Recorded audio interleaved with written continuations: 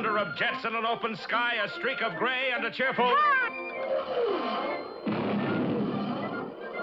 A loop, a whirl, and a vertical climb, and once again you'll know it's time for the adventures of Rocky and Bullwinkle and friends. Starring that supersonic speedster, Rocket J. Squirrel, with his pal Bullwinkle the Moose, and a host of others. Hurry, Bullwinkle! The show's about to start! I'm coming as fast as I can. Wave to the people! Yay! Now what are you doing? Signing autographs. Let's see. John Smith. But your name is Bullwinkle. I know, but that's hard to spell.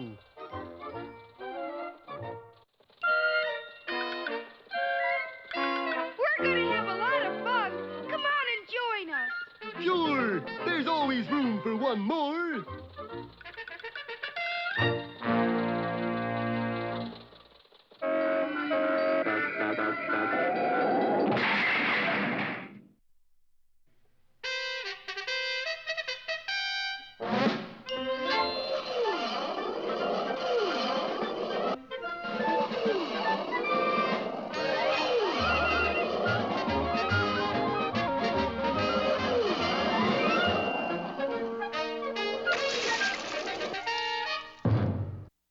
Let us return to dear old Abominable Manor, where last time Boris Badenov made a startling discovery. You mean I don't got to kill Moose? Of course not. We'll still get the £1,000,000 note if we can take a picture of him outside the house. Yes, according to the will, he must not leave Abominable Manor for 1 week. The week was almost up, but so was Bullwinkle's dander. I tell you, Rock, if I don't get some air, I'll go stale. Better not, Bullwinkle. With that, Rocky left to take a nap. That's when Boris came in. Boy, oh boy, is last quarter with only 2 seconds left to play, and we behind 6 points. Never fear, Canute. I shall score us a touchdown. Good, Moose. Here, take Pigskin and go over goal line. But the goal line Boris referred to was outside Abominable Manor, where Natasha waited with a camera. I take picture of moose suitable for framing, and job is done. Bullwinkle set sail for the open door, and it looked like the end, but only of our last episode, for the commotion downstairs had arrested the attention of our staunch hero. Stop, Bullwinkle. You're heading for the door. But the game had to be won, and Bullwinkle plummeted onward. That's when Rocky took off from the balcony and pulled a triple reverse, taking the football away, tripping Bullwinkle, who got only as far as the welcome mat, and scoring the deciding touchdown. We won. Well, Boris, all I got was photo of flying squirrel. You got off easy, Natasha. I bet another team. I got bad idea. You mean good idea. You know me, I don't got nothing good.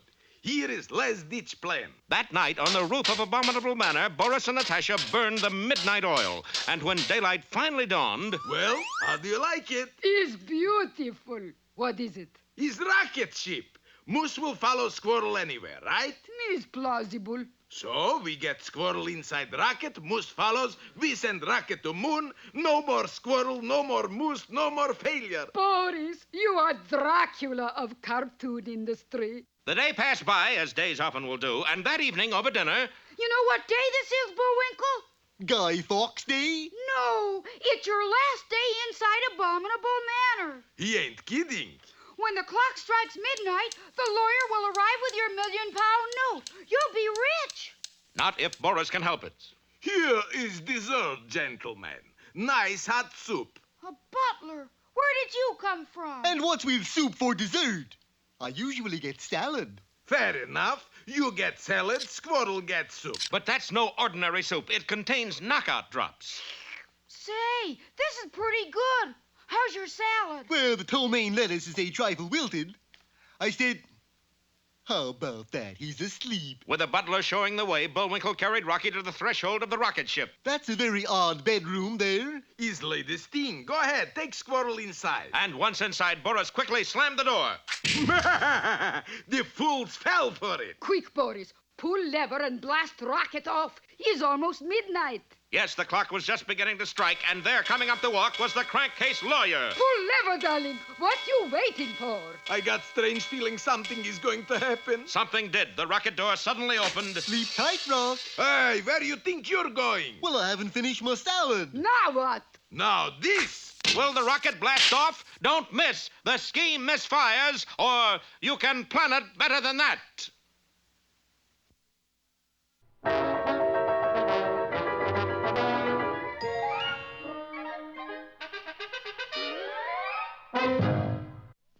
Ready, Rock? You sure you know how to work that thing? No. Anyways, here's what it was supposed to look like. And now... Hey, Rocky, watch me pull a rabbit out of my hat. But that trick never worked. This time for sure. Presto! Well, I'm getting close. And now it's time for another special feature.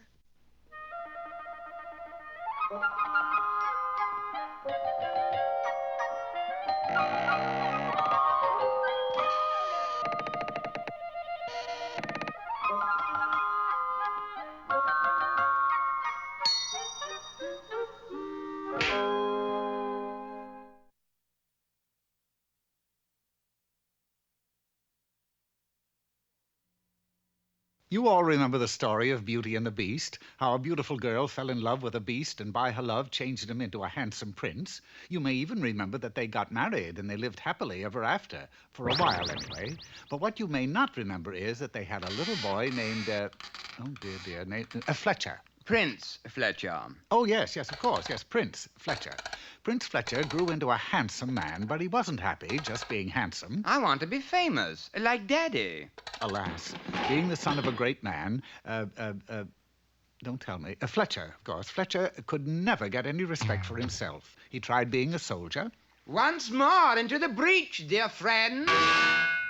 By the way, old man, how's your father? He tried being a lover. My darling, ask anything of me, and it's yours. Good. Can I have your father's autograph? He even tried disguising himself and doing good deeds. Take this gold, my dear man. Hey, you kid, where's your pop? Prince Fletcher became so sad that he went to the court counselor for advice. Why can't I be famous like Daddy? Because, my boy, he was in a book. To be a public figure, you need to have a book written about you. Oh, is that all? Well, I'll see some writer chap immediately. And within a few minutes, Prince Fletcher arrived at the office of a writer named Scrivener. Sordid J. Scrivener. I'm the prince. Yeah, I met your father once. I want you to write a book about me. An exciting book. Right, okay. Now tell me about your personal struggle. Struggle? Sure. Look, like this one. 20 years a jewel thief. Written by a man who is now admired and respected by those around him. Really? Sure, the other prisoners love him. And here's one about a guy who used to smuggle in Scotch terriers. I call it hot dog. But I never had a struggle. Or how about your near-fatal illness, like this one here? How to have mumps for fun and profit. I've never been sick. Ever been threatened by danger, like the hero of The Monster and Me? Well, I was once scratched by a pusscat. Nah, it'd never sell to the movies. Isn't there anything you can write about me? Let's see, Hey, I got it. Now look, Fletcher. Prince Fletcher. Yeah, well, Fletch, how about you being a beast that turns into a handsome prince? We'll call the book, we'll call it The Beast in Me, or Like Father, Like Son. Well... It's my best offer. Done. Right. Now let's hurry. Us freelance people gotta have a quick turnover. And in a few moments, Prince Fletcher and his writer stood before a little hut in the woods. Winona Witch, magic spells, and peanut butter cookies. That's right, dearie. I put in a sideline. Well, Winona, we're here to do business. Good. How many boxes? Boxes? We need a magic spell. Oh. We want you should turn this, Prince Fletcher. Yeah, Fletcher, into a beast. Didn't I know your father? Get on with it. Very well. Beast. Oh, yes. Boogly, kazan. Well, that's better. Here, fella, take a look at yourself. My, could I borrow your comb? No time now. We gotta get started on your story. First, you gotta act like a beast. How's that? I don't know. You scared a couple of people. Here, try your luck on these old ladies. Very well. Pardon me, ladies, but boo. It's a beast! Oh, ow! Oh! Wonderful. What a reaction. Great. All right, what's all this? Oh, a beast, eh? Well, I'm not really. You see, Move along, move along. Ow! Ow! What a story. The whole world hates you, and yet you fight on. Must I? Then the best part of the story. You return to your castle, your own gods attack you. It's a beast! Oh, boy, it'll sell 1 million copies. Lower the drawbridge! And now it's time for the last chapter, the return to normal and the happy ending. Oh, good. But just then the writer's servant appeared with a message for him. What? Oh, you'll have to excuse me, Fletcher. Yeah, Fletch. I got a new assignment. A gal named Riding Hood. Boy, what a story she's got. But what about my last chapter? Here's my pen. Write it yourself. But I can't write. And so poor Beast was left alone with no one to do his life story. There was just one thing to do. Go back to the witch and be changed into a prince again. And so he did. But wait. Here, what are you doing? It's my new job. Advertising manager for Winona Witch Cookies. But if you stay a beast, you'll be a loathsome monster. Everybody will hate you. Of course, but just think. They'll all remember my name. Eee! It's the beast! There, you see what I mean? I'm so pleased.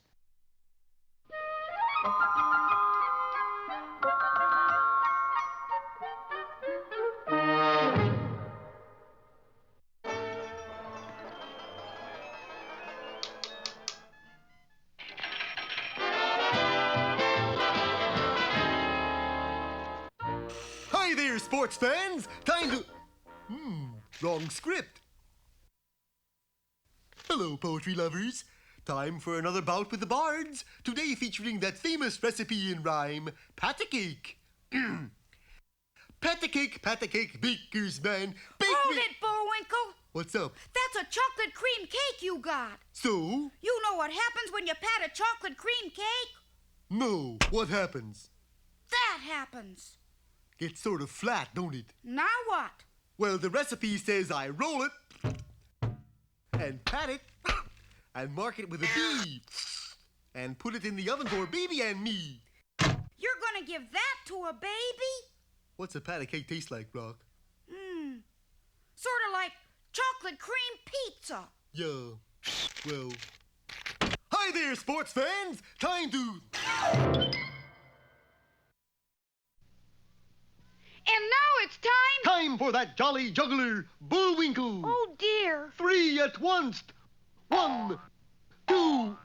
And now here's a feature you're sure to like. 3.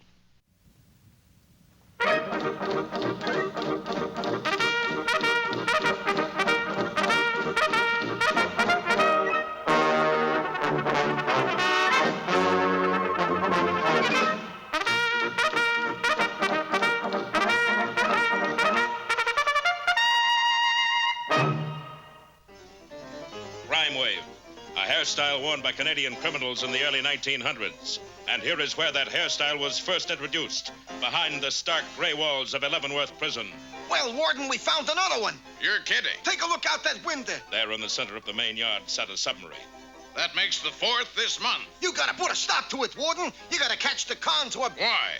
Burn it like we did the others. But although the guards drenched the sub with kerosene, it would not ignite. Strike a match and see if that'll do it. This, too, proved futile. And no wonder this particular sub was constructed of asbestos. They given up, boss. They're gonna let it sit there. Good. Now all we have to do is wait for the monsoon season.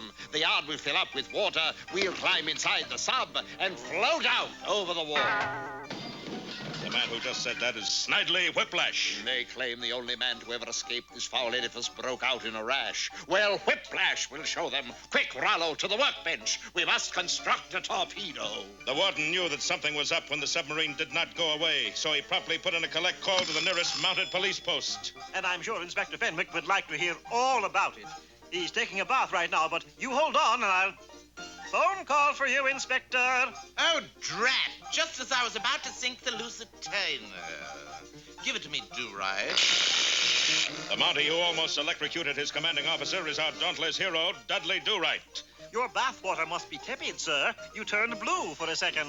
Do-Right, you're a blithering blatherskite. Why, Inspector, I'm shocked. You're shocked? Here, take this phone call and tell me what he wants. I've got a naval engagement on my hands. It took Dudley 3 hours to get all the information. A submarine in the prison yard, eh? Sir, you mentioned that a Mountie acting undercover could get into the prison and expose the whole thing. Sir? I know just the man. Who? You. Me? Yes, you have experience behind you, sir. Besides, it's my turn to use the tub. As usual, Dudley was wrong. It was his horse's turn.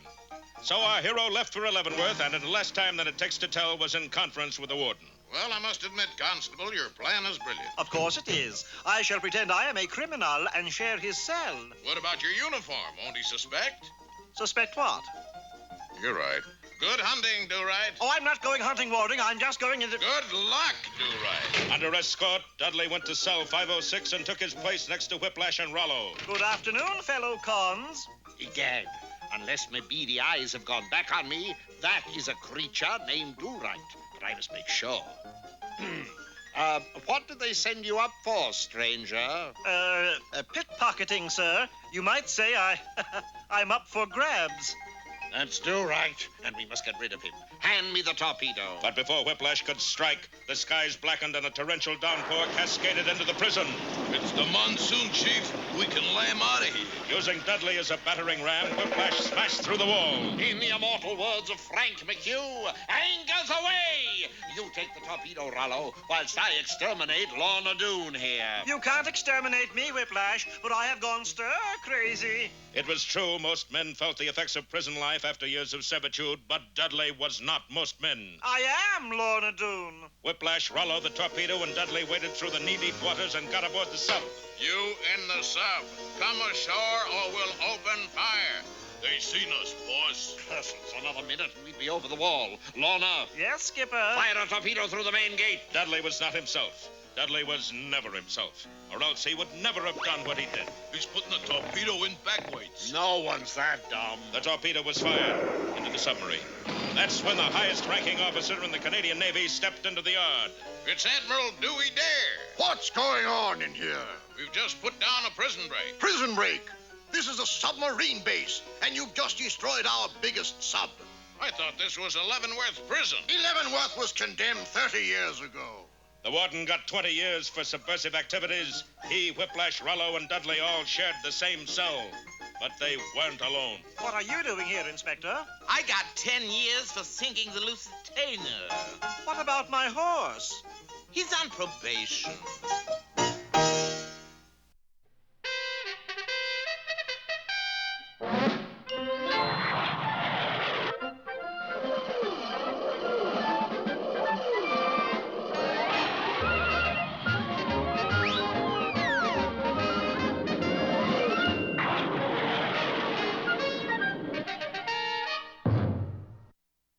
While our adventure in England is rapidly approaching a dismal climax, Bullwinkle, you'll recall, had to spend 1 week inside Abominable Manor or forfeit a £1 million note inheritance. But Boris got other plans. Yes, the dastardly villain built a do-it-himself rocket ship. It looks nice, but what's it for? It's for heroes. All we got to do is lure Squirrel inside. Moose follows, we slam door, send boat to moon. It looked like the plan couldn't fail. Thus, at dinner that evening... Eat your soup, Rock, or it'll get hot.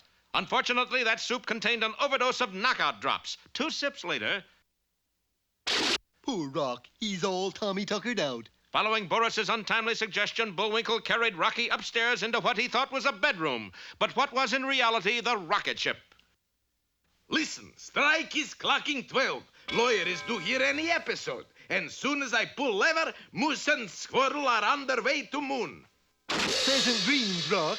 Boris, Moose is getting out. No, he's getting in. And just as we closed, Boris prepared to launch our boys skyward. Here goes something. What gives with rocket? I don't know. It should blast off. But it couldn't, not with Bullwinkle leaning against the brake. Moose, would you please not lean against brake? Yes, you spoiling plans. I wasn't leaning against the brake. Oh, yes, you are. Oh, no, I'm not. He's right, Boris. What do you mean he's right? He's leaning against brake. Too darn much noise in here. With that, Bullwinkle picked up Rocky and exited the rocket. Naturally, with a brake release, the rocket took off. He was not. He was. The front door opened just as the clock struck 12. Those were the longest 12 chimes I ever heard. Ah, the Earl of Crankcase. Oh, what's going on, Bullwinkle? Glad you woke up. It's the end of the story. You get the girl, I get the money. There's just one thing. I must take one more look at your foot to check the Rue Brittania inscription. Then I get the £1,000,000 note, right? Precisely. You can imagine everyone's surprise to see that the inscription was no longer there. Bullwinkle, it's gone. Well, sure it's gone. It never lasts more than a week. And Bullwinkle told them how, after he took a shower, he stepped onto his bath mat made by the Rue Brittania Bath Mat Company, Peoria, Illinois. You mean the printing came off on your foot? Yeah, cheap mats. But this means you're not the Earl of Crankies. Yes, and it also means that we get the inheritance. They did get it, and it was a £1,000,000 note, a £1,000,000 promissory note. Good heavens. According to this, our dear uncle borrowed £1,000,000 from the Bank of England. Yes, and you chaps must pay it back. What bitter irony. Filcher, Boucher, and Jay were forced to work in a local garage, draining, of all things, crankcases. Cheer up, chaps. At £1 a week, we'll have it paid off in 1,000,000 weeks. As for Boris and Natasha, they were last seen orbiting along the Milky Way. I tell you, Moose was not leaning on brake. You may be right. Rocky and Bullwinkle booked passage on the first boat leaving for home. Boy, am I glad that's over. And you know something? I'd just rather be plain old me than all the earls in the world. Sure was funny how that bath mat inscription fooled us. Yeah, but what's funnier is the one on my other foot. That one never comes off. See? Oh, no! Be with us next time for further adventures of Rocky the Flying Squirrel. Well,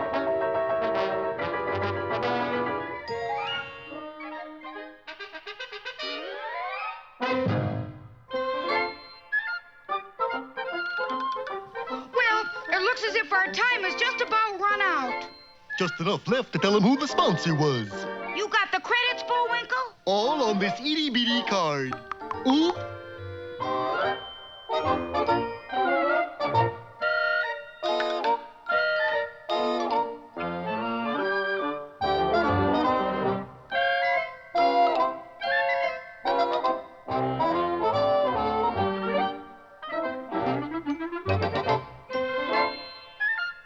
We're late again, Bullwinkle. Right! Bye now. See you next time.